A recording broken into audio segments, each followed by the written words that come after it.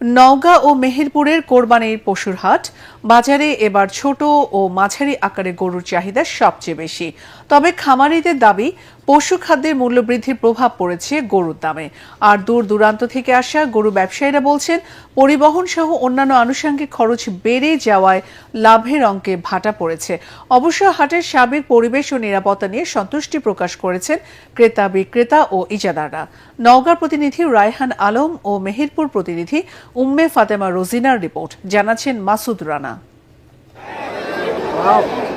ক্রেতা বিক্রেতাদের আনাগোনায় জমজমাট নওগাঁর বিভিন্ন পশুর হাট। তবে কেনার চেয়ে গরু দেখার দিকেই বেশি নজর ক্রেতাদের। তারা বলছেন বড় গরুর তুলনায় দেশি মাঝারি গরুই তাদের বেশি পছন্দের। গরুর দাম ভালো আছে, মানুষের সাধ্যের মধ্যেই আছে গরু। বাজার একটা নিয়ন্ত্রণে আছে, যেটা স্বাভাবিক অবস্থায় আমার কাছে মনে হচ্ছে। স্থানীয় ক্রেতাদের পাশাপাশি পশুর হাটগুলোতে ছুটে আসছে দূর দূরান্তের পাইকাররাও।